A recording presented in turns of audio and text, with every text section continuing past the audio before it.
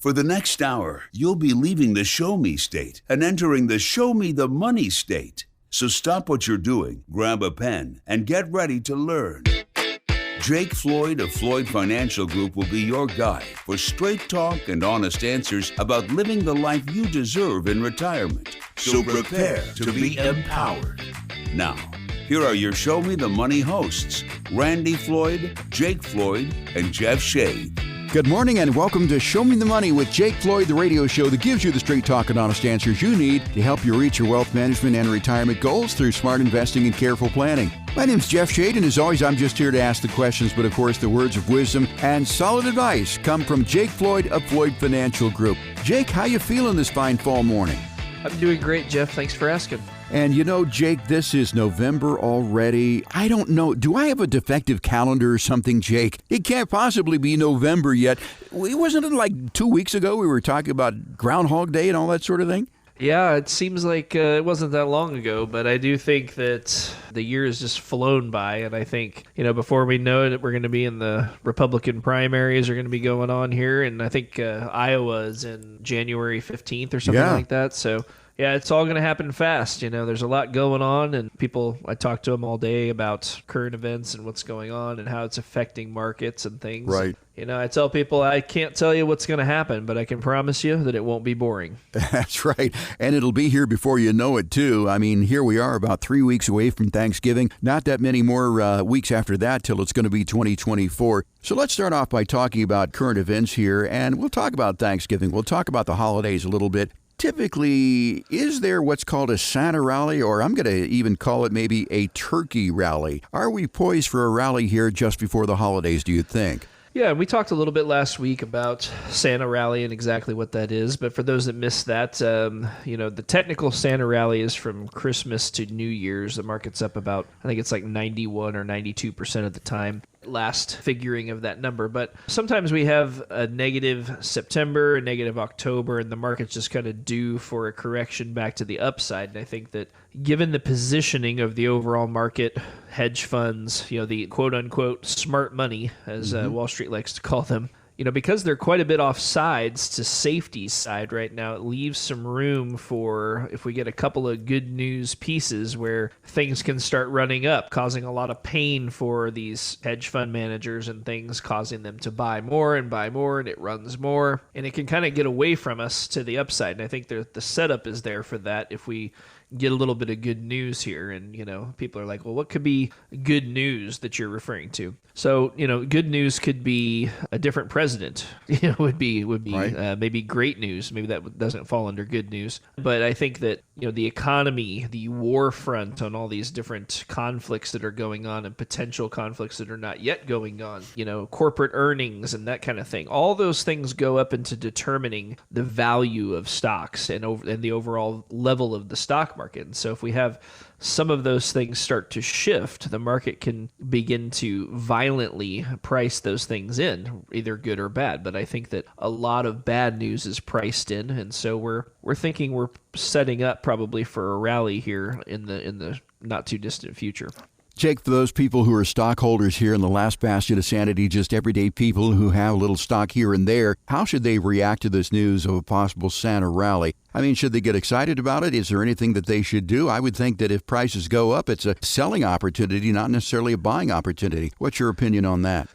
Jeff, that's hard to say. I think, everybody's different. Everybody has different goals and all that kind of thing. When we get on here and we talk about what we think is coming, you can kind of use that information as you will, but it is also just to kind of let you know that we're paying attention and we're watching this stuff. Our primary job here is to manage retirement assets and manage people's investments for them.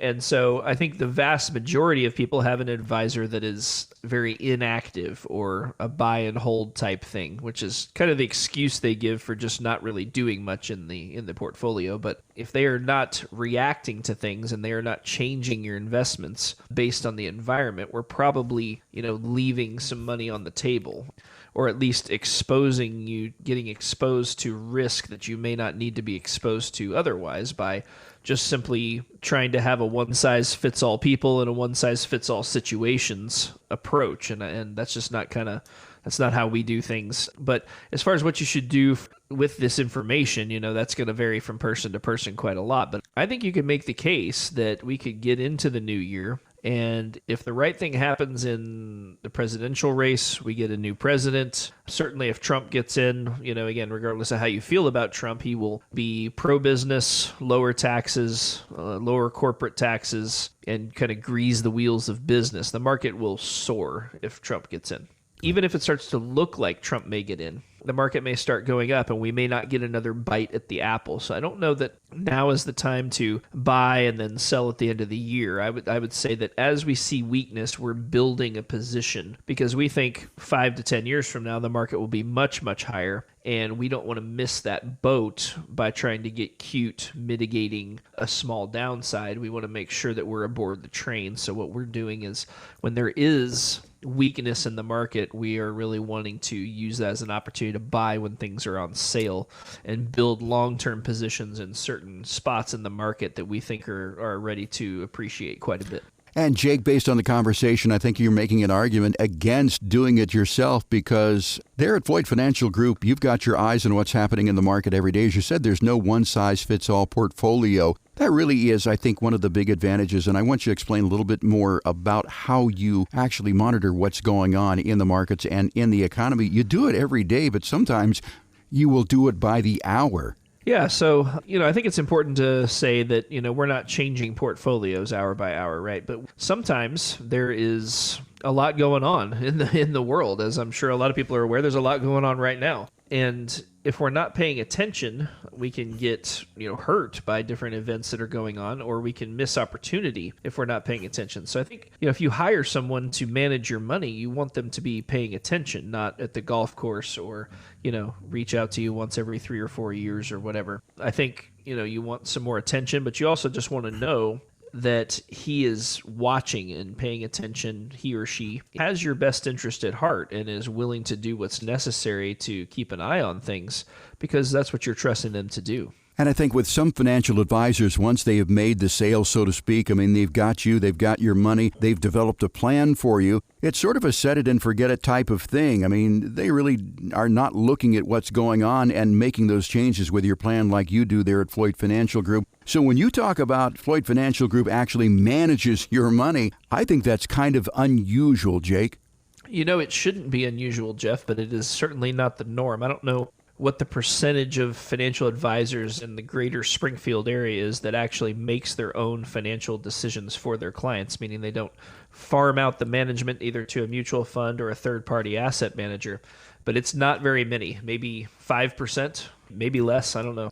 But I think that, the vast majority of models are set up where you come in, you see the advisor, you say, hey, will you manage this money for me?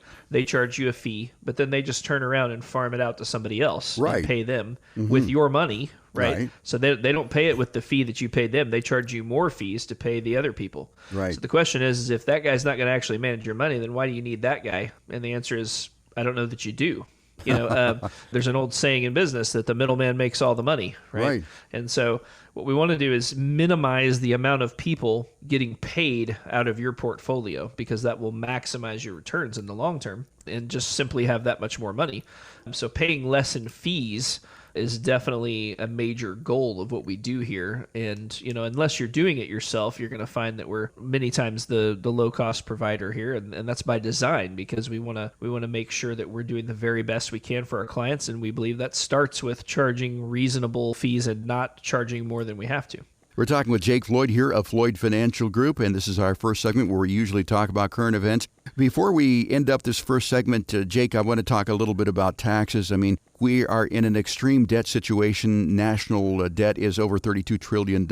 Taxes are going to really only go one way. Yeah, so we can't continue to spend unlimited amounts of money and continue to collect less and less dollars. So yeah, I don't know that the tax rates need to go up, although I think you're probably right, they probably will. I think we just need to actually stop spending money on a bunch of crap that we don't need. It's like a personal budget, for example, right? Most people make enough money to keep the wolf away from the door and make ends meet. It's the frivolous purchases that people make that get them into trouble. And I think that goes like quadruple for our government, where Yeah. if you look at the line items of the things that they're spending money on, some of it is evil, but a lot of it is just downright stupid. And, if we actually spent money on things we needed to and tried to cut out some of the things that we don't need, I think we could cut spending by half or more, which would be probably a better scenario than trying to squeeze more blood out of the turnip, if you will, by raising tax rates on individuals. But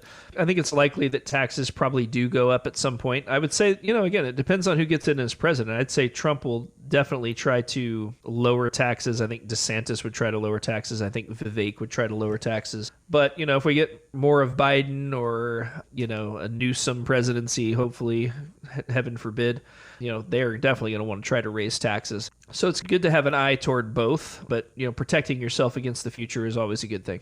Yeah, and tax planning, Jake, that's a very important part of any financial portfolio. And again, to use an analogy about silly spending, I could get financed for the top-of-the-line Mercedes-Benz. I could go do that. I'm not going to do that because the wise thing to do would be to keep the old Subaru Crosstrek, which is a wonderful vehicle. It gets me where I need to go, and it's reliable and so forth. So, yeah, unfortunately, many times the people in charge of our government spending do not have basically their math skills in order there. We're talking with Jake Floyd of Floyd Financial Group. Our program, of course, is called Show Me the Money. We're here for you on the radio every week for your fiscal fitness and your financial education. Based on our conversation this morning, Jake, I think a lot of people may have some questions that you've got some answers to. So if you're one of those people, we invite you to get in touch with us at Floyd Financial Group and request your retirement review. You can get it by calling 417-889-7233. It's 417-889-7233. Now, when you call, you'll get a friendly voice, more than likely Ashley, who will gather some very basic information from you,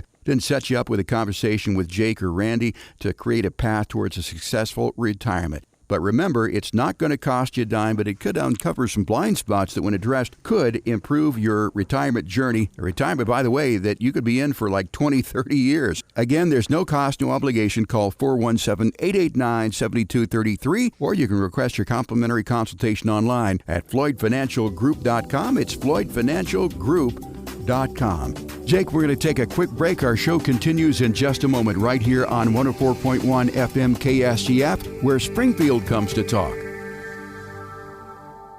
Ready for another helping of some more real money talk? Thought so. Now, here's another serving of Show Me the Money with your hosts, Jake Floyd and Jeff Shea. Welcome back to Show Me the Money. I'm Jake Floyd, and in this segment, we're going to be talking about 5 passive income strategies that you can use.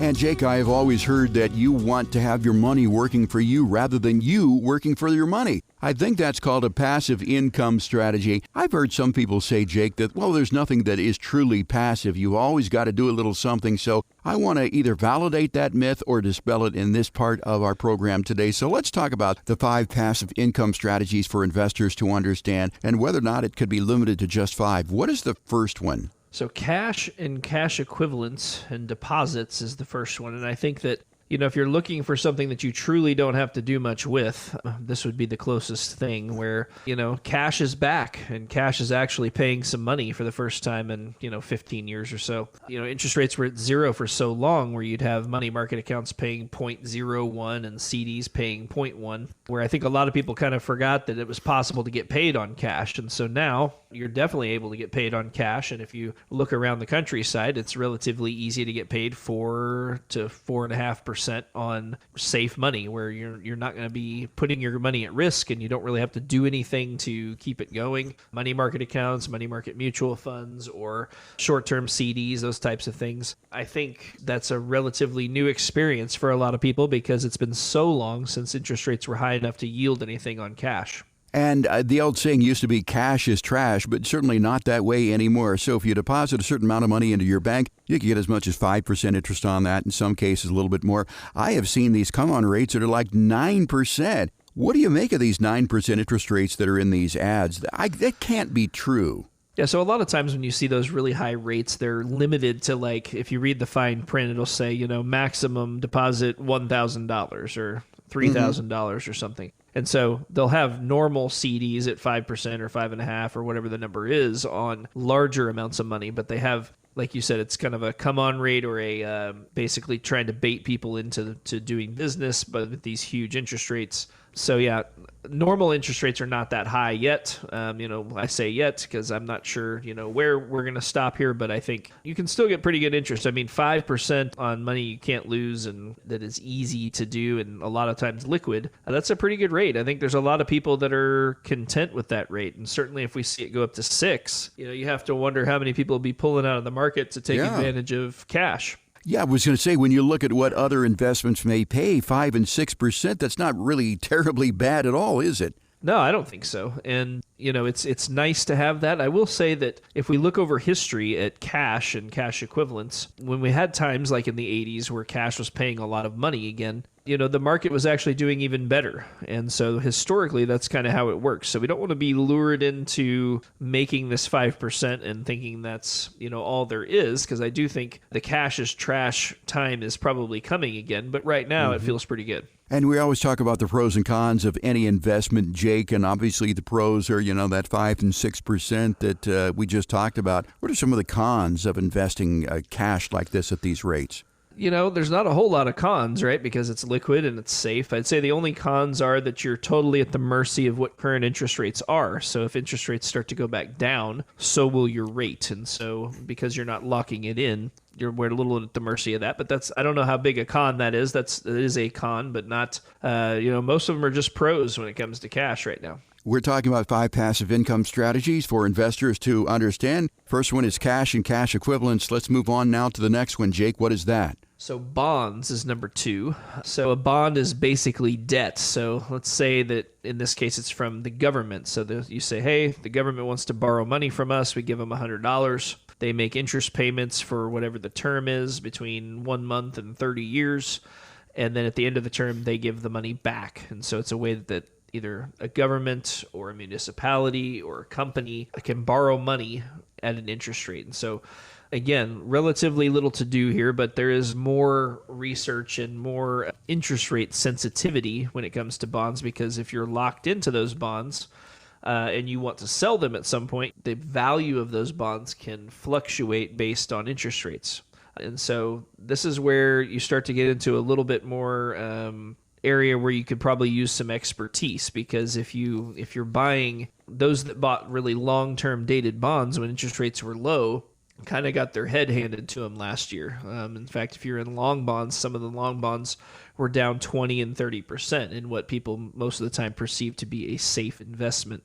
Now, again, if you hold it to maturity, you'll get that money back. But if you bought a 20-year bond, you may or may not be ready to hold it to maturity. So, bonds can be a very good investment, and they're looking more attractive now than they have in a long time because interest rates are higher. And if interest rates go down, then, there can be some money to be made. But, bonds in general are a major asset class. In fact, a lot of people don't know that it's actually a larger market than the stock market. Right. And there's a lot of things there to do, especially for retirees looking for income.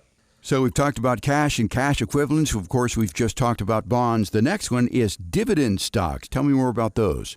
Yeah, so stocks sometimes pay a dividend. A dividend is where we return cash to the shareholders. So think of it like if you own the business, which you do, you own a slice of the business if you own stock, then you would be entitled to the profits of that. And so one way to return the profits to the people who own it is through a dividend, where they make you a payment in cash. So they'll pay it into your account if you hold money at a brokerage firm, or if you have physical shares still, which a few people do, they'll mail you a check for that. But dividend stocks can be a little bit of a trap if you're not careful, because there are companies out there paying 10 and 15 and 20% in dividends. The problem with that is if they're making 5% in profit and they're roped into paying you a 15% dividend, they must liquidate assets or sell off part of their business or borrow money to pay you your dividend. And that can be a very slippery slope, as you can imagine. But having a stock paying, 3, 4, 5% dividend is possible. If you start getting into the double digits is where you really should be having a few red flags probably. But, dividend stocks tend to be less volatile, as a rule. Not always, but as a rule, they're less volatile than non-dividend paying stocks because tech companies are pretty notorious for paying either very small dividends or no dividends. Probably something worth mentioning here is stocks that buy back their shares too. While that does not pay income, that's another way to have shareholders get capital returned to them as owners. And so that's another thing we can look at, where basically companies will buy back their stock. So if they have 1 million shares outstanding, instead of paying a dividend, they can say, hey, let's just buy back 100,000 shares. So now I only have 900,000 shares outstanding, which means each share is then worth, roughly 10% more than it was before. So that's one way to also return capital there. Dividend stocks, another form of passive income. The next one, Jake, is real estate investment trust. Most people know these as REITs. Can you explain more about these? So if you're a longtime listener of Show Me the Money, you'll know that Randy and I are not super big on REITs. So real estate investment trusts in and of themselves are not bad investments. However, there tends to be many, many layers of people getting paid out of your money. So the basic idea is that people pool their money together and you go buy an office complex or a data storage unit or an apartment complex, right? And then you rent it out and the rent gets paid and it filters its way back to the investors. The idea is to set this up at 10 or 12%. The problem is by the time you pay the people to package the investment, you pay the agents to solicit it, you then pay the property manager, you pay them to build it, you pay the people to clean around the place, you pay the landscaping guy, right? There's so many people getting paid before you get paid that the reality of the REIT is not as good usually, in my opinion, as the idea of the REIT. And so, whereas there should be somewhere between 10 and 12% return on a lot of these, it usually ends up being more like 5 or 6. And you have very serious liquidity concerns with real estate investment trusts because most of them are totally illiquid during the period that they are waiting before they sell it off. So usually 7 to 10 years in a REIT is pretty common as far as having basically no liquidity other than your income payments. So when it comes to REITs, we just really need to be very careful and make sure that we understand what we're getting ourselves into because of the liquidity concerns, but they can be a source of income payments. So those are REITs, Jake. Let's move on to the final one here, which also involves real estate, and that is rental property. Yeah, so rental property can be a very good source of income, as I have a lot of clients and there's a lot of people that are landlords and own one rental property all the way up to 50 or more. So obviously you can make some pretty good money. You can have some pretty good income there. You can also use those income payments to purchase more rental properties and that kind of thing. The big problem that I have with it is I don't know that I would call it passive, and so in this segment, we're talking about passive income strategies. I think you can make it fairly passive by hiring a company to do the maintenance and to, make sure you get paid and all that kind of thing, but you are going to pay pretty dearly for that service. Most people don't want to have to actually manage a rental property in retirement because it looks a lot like working. And right. If you're going to retire, then you probably don't want a second job, right? And so, some people find renting a property to be much easier than others. Personally, it's not for me. I don't like the idea of not knowing what's going on in my property and having to worry about it day and night and whether the sink's going to break or the pipe's going to freeze or what I'm going to walk into the next time. But I think, generally speaking, if you have good renters, it can be a good arrangement. But again, how passive it is going to determine on how big an income payment you're looking for. And if you hire that out, that still doesn't totally get you off the hook from a work standpoint. So we'll kind of give this one a semi-passive income. But again, returns can be good on rental property, but there's a lot of things to consider, such as the cost of upkeeping that, taxes, insurance. It's not quite as good as it looks after we subtract everything that comes out before the money hits the bottom line. Yeah, and I think most people overestimate what they're making with their rental properties too, because, even if you are having a management company manage the property for you, you're still going to get those calls from the management company saying, hey, the water heater broke or something else broke or tenant moved out in the middle of the night, needs a new roof, that sort of thing. So when you figure all that in, it's not really all it's cracked up to be. And if you do want another job, getting a piece of rental property may be for you. But I think for most people, this is not the case, because the topic here is passive income strategies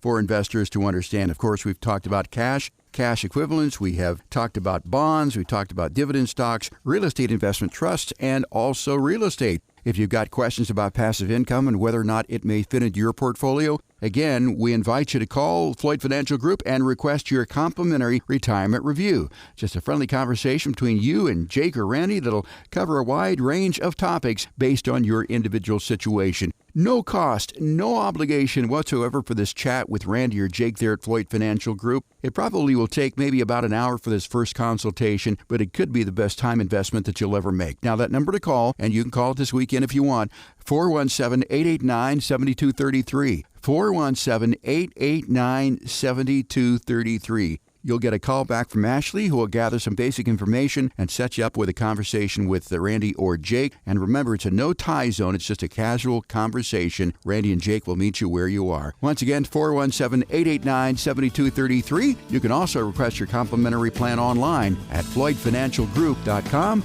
That's floydfinancialgroup.com. We're back with your financial catch of the day, and it's a big one.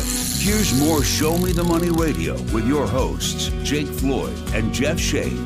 Welcome back to Show Me the Money. I'm Jake Floyd, and in this segment we're going to be talking about something that I get asked quite a few questions about each week, which is annuities. Are they good, bad, ugly? And we're just going to talk about the different types of annuities and what they can or cannot do. And Jake, this is one of those topics where people really have a lot of misunderstandings about annuities. We hear people that hate them. We hear people that say they're the greatest thing since sliced bread. But I want to really sort of break it down in this segment and cover the different types of annuities. Now, basically, there are roughly 4 of them. So where do you want to start with this? What's the first one? Yeah, so I think it's important to understand that annuities, like a lot of things, there's good ones and there's bad ones. We certainly do not just say all annuities are good or all annuities are bad. In fact, I would say most annuities are probably not appropriate for people, but there are a handful of annuities that are worth looking at that can offer some protection as well as some upside. The first type of annuity we'll talk about is a MYGA, or a fixed annuity. And so the MYGA basically stands for multi-year guarantee annuity, but it works kind of like a CD, where we say, hey, let's set up a 5-year CD. I get X amount of interest, and then I get my money back at the end.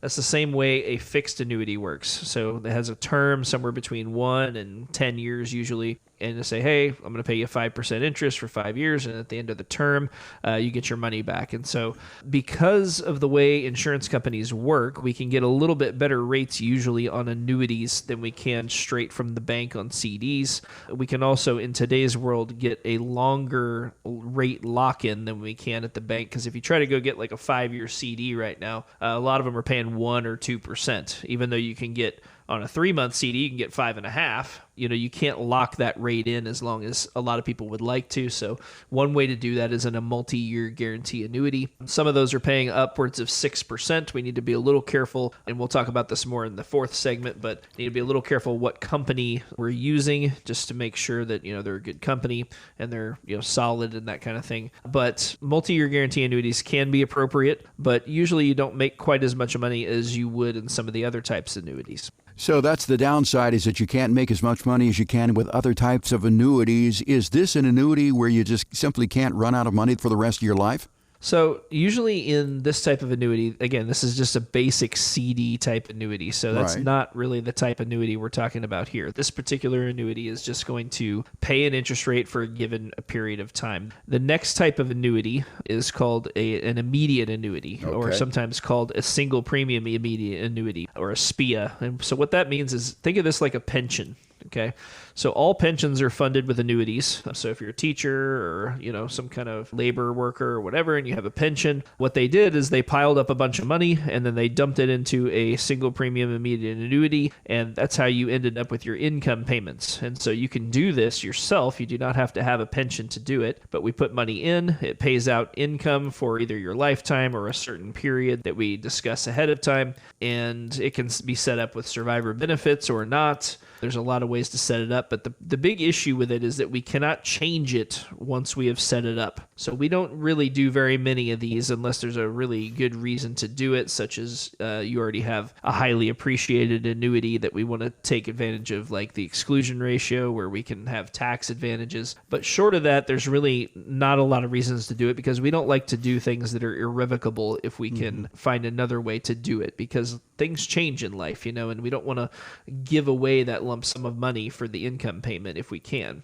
What we'd rather do is make a good return and still have the money and get the income. And so we'll talk about that, if and when you come in. But that's the second type, is the immediate annuity. Okay, Jake, so that is a MIGA, that is a SPIA, and the next one is going to be a variable annuity. Is that what they're talking about when they say, I hate annuities and you should too? If I were to say that comment, that's probably what I'd be talking about. So variable annuities are basically mutual funds wrapped in an annuity wrapper to give tax deferral. And so these became popular in the 80s, late 70s and early 80s when, Mr. Carter had the max tax bracket at 90% and all that kind of stuff. They became popular because it didn't matter how much you were paying in fees or what your performance was if you were saving 60, 70, 80% on taxes, right? And so people were dumping money in here. And the biggest issue with a variable annuity is we do get tax deferral, but it costs so much money to own most variable annuities. The average variable annuity a few years ago was like 3.68% per year to own. So that's a lot of fees. That means if your market return is 10%, you end up with 6 and some change. If the market is down 10%, then you're down 13% and some change, right? So it's very hard to make money there over the long haul with that huge weight that you have to carry around. And so we're not big on traditional variable annuities, and just simply because the cost is usually prohibitive. So when people say that they hate these annuities, really what they're saying is that they hate the fees involved with them. I've heard that variable annuities, really, the biggest rub is that you have excessive fees. Yeah, I would say that's one rub. The other rub is I think a lot of people believe that they have protection there, and they're basically, again, in mutual funds or what we call sub-accounts, but they're run by mutual fund companies, so there tends to be more risk there than a lot of people perceive based on the way they're sold. But yeah, the basic idea is we trade huge fees for tax deferral. Otherwise, it's kind of like being in the market. So, Jake, we've talked about 3 types of annuities here. The fourth one I want to talk about is sort of a hybrid of all of these. Can you explain more about that? Yeah, so the fourth category is what we call hybrids, which kind of encompasses several different types of annuities, whether we're talking about RILAs or FIAs, and so I'll explain kind of what those are. The most common one out there is the fixed indexed annuity, which what that does is it provides principal protection, meaning you can't lose money, but you have gains linked to an index like the S&P 500 or some other indexes out there.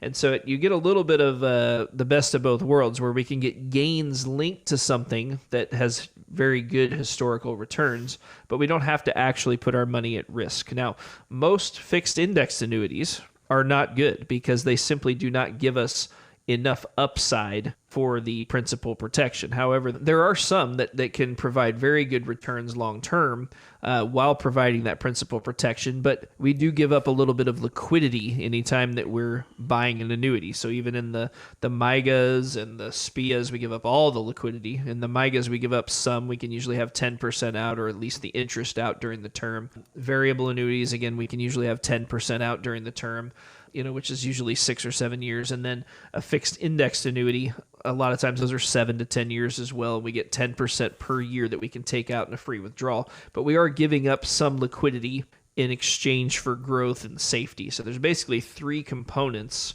to an investment or an investor, or what they need, which is growth, safety. Everybody needs a certain amount of safety, and everybody needs a certain amount of liquidity, meaning they have to be able to get to that money.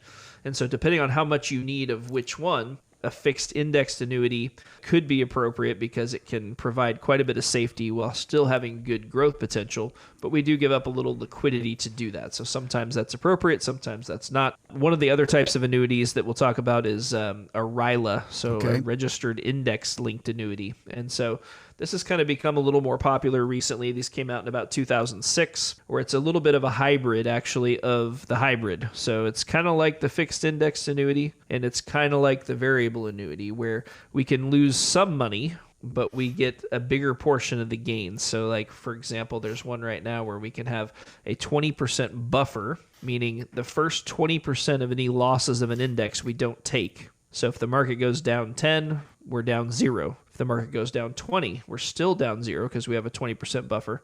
If the market goes down 25, then we're down 5, right? Because that's how far the buffer is. And so that first 20% we don't take, but in exchange we have to give up a little bit of the upside, but we still get the lion's share of that. So that's another idea that's out there that, we can explain in more detail when you come in for your consultation. But when it comes to annuities, most of them I would actually agree with a lot of people out there in saying that they're not very good. There are some annuities in each of those categories worth considering, but you really need somebody who is well-versed, who's paying attention and understands all these products and all the minutia to make sure they can explain it to you before you consider buying one.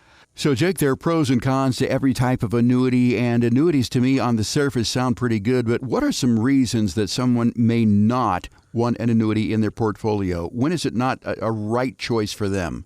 Jeff, there's several reasons why you may not want an annuity, but probably the biggest one is the liquidity factor, right? We need to make sure that we don't put too much money into an annuity because there are limitations on how much you can get out of those annuities each year that you own one. And so that's really where it comes. You really need to understand what you're getting and why we would sacrifice that liquidity, right? If we get good safety and good growth, it may be worth doing that on a portion of the money, but we certainly don't want to do it with all the money or even, 80 or 90% of the money, because then you're going to not have enough liquidity to do the things that you want to do through and in retirement. So I'd say liquidity is probably the biggest one, but there are some other reasons, like, you're not going to ever get all of the market gain in an annuity in a good year, right? And so we're going to sacrifice some of the upside. But depending on which one we can get, the lion's share of it. But, again, the liquidity factor is usually the reason why, if people don't buy one, it's usually why.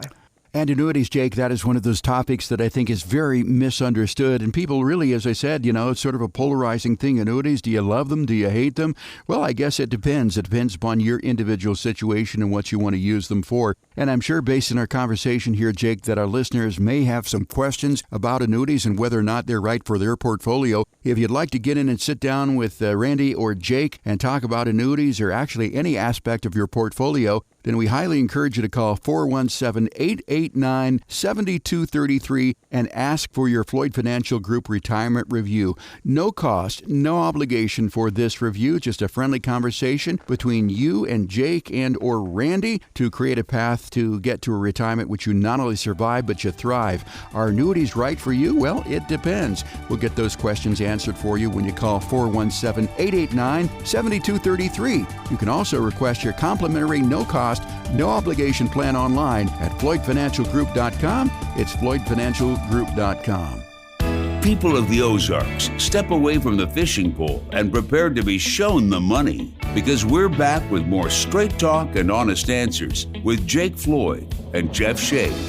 Welcome back to Show Me the Money. I'm Jake Floyd, and in this segment, now that we've talked about what annuities are and the different types of annuities, we're going to talk about 7 common annuity mistakes to avoid. And Jake, I think there at Floyd Financial Group, you and Randy really do have sort of a safety chain on people to help them avoid these annuity mistakes, whereas some other advisors may let you walk right up that hole and fall into the hole, because if you fall into the hole, that means that they make money. But there are 7 common annuity mistakes that you can help people prevent. So let's start with number 1. I would imagine that it's just taking the entire bankroll and throwing it into an annuity. Right. So putting too much money in an annuity is definitely the number 1 mistake. So there's a lot of people, and again, when an advisor sells an annuity, there's usually a commission involved. And so Sometimes, especially when you have advisors that are not licensed to sell other securities and things like that, where they're just insurance agents, a lot of them want to stuff as much money into that annuity as possible because that's what determines how much they get paid. Sure. And so because of that, there have been situations where we see people with, 80+% of their money in these annuities. And that's really just too much, because when you're in retirement, you need to be able to have flexibility, because you're now, you're limited on income based on, the assets you have and whatever other passive income that you have, Social Security, pension, whatever it may be. But there's no way for you to go out and get more income by working in a lot of cases, or even if you could, you probably don't want to. So what we need to do is make sure you have enough liquidity.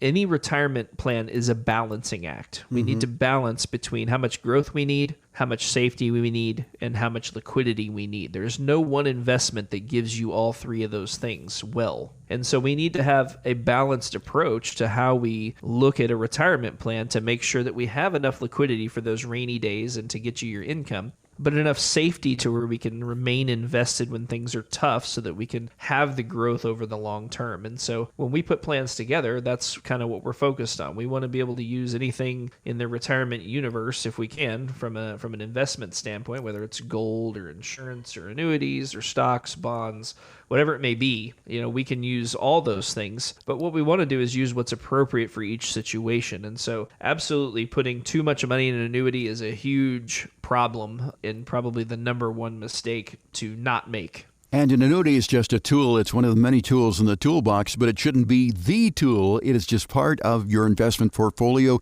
And as you said, that is one of the biggest mistakes that people make, I think, is putting all of their money, or at least most of their money, into an annuity. Let's go on to the second one. The second one would be picking the wrong type of payout. Yeah, so this is kind of referencing those SPIAs, the immediate annuity. So if you have an immediate annuity, you can pay out over your lifetime. So let's say you put in $100,000 and it's going to pay you $500 a month for the rest of your life. Once you deposit that money, that $100,000 is gone, and you have $500 per month for the rest of your life. We can set that up with survivor benefits, or we can set it up where we say, hey, it's lifetime, meaning it pays over your life, but it's life with period certain of 10 years, let's say, where it says, hey, we get it for a lifetime, but we make sure it pays out for at least 10 years no matter what happens, even if you pass away tomorrow. So there's a lot of different ways to do that. Depending on the situation is going to determine which one we should choose, or if a SPIA is even appropriate for you at all. But picking the life-only option if your spouse, for example, needs and relies on that income could be a huge mistake, because if something happens to you earlier on, then the spouse would be left without that money. And so, making sure we get the right payout is definitely a good one. And as you mentioned, survivor benefits, that is something that is really, really important. You can get them with pensions. Of course, Social Security has that too. So picking the wrong payout is a big annuity mistake that people may make. Next one on the list here, not comparing payout amounts. Yeah, so sometimes people just say, hey, I want it for life, and whatever happens, happens. So this is a big one, like on pensions, where you have teachers or people, maybe you work at city utilities or somewhere that has a sizable pension. For those that have done that, you know that when you get to elect that pension, you get to choose how much of that goes to survivor benefits, meaning to your spouse, whether it's 50%, 75%, or 100% survivor. So some people don't even really look at those numbers, and they're just like, hey, I want the biggest one, so I'm just doing my life-only payout. And so depending on how much you have to sacrifice for that survivor benefit really determines whether it's worth it or not. Because if that sacrifice is large, meaning to get a 50% survivor, let's say you have a $3,000 a month pension or on an immediate annuity or however you want to look at it, and if you choose a 50% survivor, it goes down to $2,000. That would be a huge hit. So there's strategies we could do, such as buying life insurance on you to make whole the spouse in the event of an early demise, where it might make sense to get the higher payout, but buy that life insurance as protection, as opposed to just taking so much less in income. But sometimes it's very little, where it may be like $3,000 for single life, but $2,900 for joint life. And obviously in that case, it's kind of a no-brainer to choose the joint life. And so comparing those options, we need to make sure we compare them. Not comparing them would definitely be a mistake. We're talking about common annuity mistakes and how to avoid them with Jake Floyd of Floyd Financial Group. Jake, our next one is switching to another annuity and giving up valuable guarantees. Yeah, so certain annuities can have what are called living benefits. So maybe that's a death benefit rider, meaning you get a certain amount of increase as a death benefit no matter what happens, or an income rider where it says, hey, you get a certain amount of growth for income purposes only, no matter what happens in the investment. Sometimes by switching to a different annuity, we give up those guarantees that you have in there, and so there may be a situation where you have $100,000 in an annuity, but you have a $250,000 income value, meaning that that's the value you can use to pull income from.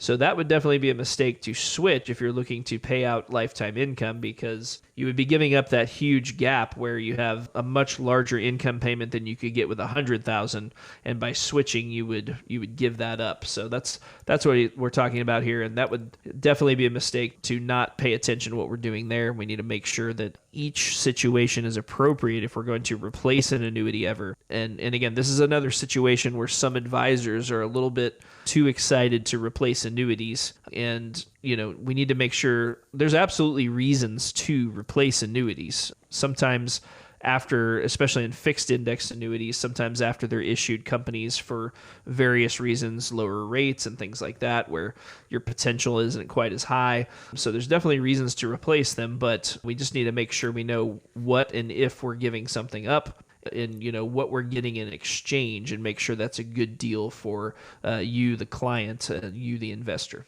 Jake, the next common annuity mistake that I want to talk about is withdrawing too much money. Does this apply to variable annuities? So this applies to every investment ever. Okay. as well as annuities. But, probably the number one thing that determines your success in retirement, meaning are you able to stay retired and have the income that you want for the rest of your life, is whether you're withdrawing too much money. Taking out, 5% or 6% at the high end could be reasonable. But if we start taking out 7 and 8 and 9% out of a retirement plan, out of retirement assets, that's just too much money, and you're going to spend that money down. Now, if that's okay with you, then that's fine. But most people want their money to last as long as they do. And if we're going to do that, then not withdrawing too much money, whether it's an annuity or a stock account or whatever it is probably the number one thing to keep an eye on. If we don't take too much money out, then your danger of running out of money goes down drastically. Common annuity mistakes and how to avoid them. And Jake, the last one here is ignoring the insurer's financial strength rating, vetting these annuities. Yeah, so sometimes, Jeff, people come to me and say, hey, why don't you like this annuity? It pays out all this huge amounts of money. Well, sometimes we have to be careful with the insurer's rating, right? So it obviously makes sense that if we had a company that's paying out 10% every year, no matter what happens, in a safe type annuity, obviously they can't make that money to fulfill that obligation, which means their financial strength is going to be hurt by that. So we always want to make sure that we're using insurance companies when it comes to annuities that are solid, that have been around a long time, have a good positive outlook as far as their financial strength, that they get rated by these companies, and just make sure that we understand the company, who they are, and how they do business before we choose to trust them with some of your retirement assets. So not all companies are the same, and there are definitely big differences in financial strengths. And so we want a good, solid company that pays you, the client, good amounts of money, but not too much, because it's a balance, right? If they pay you too much, then that can hurt their strength. And so financial strength is definitely something that,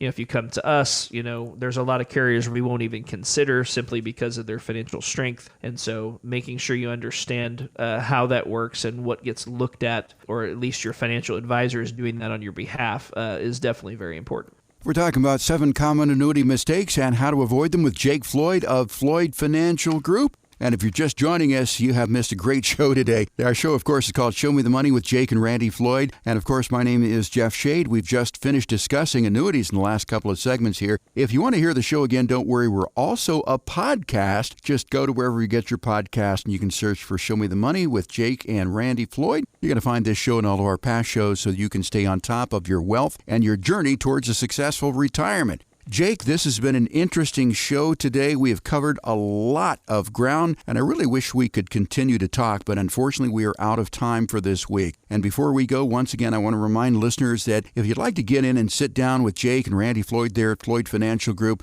and get your no-cost, no-obligation Floyd Financial Group retirement review, that number to call 417-889-7233. No cost, no obligation, 417-889-7233. You can also request it online at floydfinancialgroup.com. Well, Jake, they're shooing us out of here right now. I want to thank you, of course, for your time again, but most importantly, I want to thank our fine listeners here in the last bastion of sanity, Springfield, Missouri, for joining us. For Jake Floyd, I'm Jeff Shade. Have a great weekend in this great part of the country that we live in. We'll talk again next week with another edition of Show Me the Money right here on 104.1 FM KSGF, where Springfield comes to talk. The information provided in the preceding program is for educational purposes only and are not intended as investment advice for any individual or entity. All information contained herein believed to be from reliable sources, however, we make no representations as to its completeness or accuracy. The opinions expressed are subject to change without notice and do not constitute financial, legal, or tax advice. Please consult your financial professional before executing any financial strategy. Financial planning offered through Floyd Financial Group, LLC, an investment advisor registered in the state of Missouri.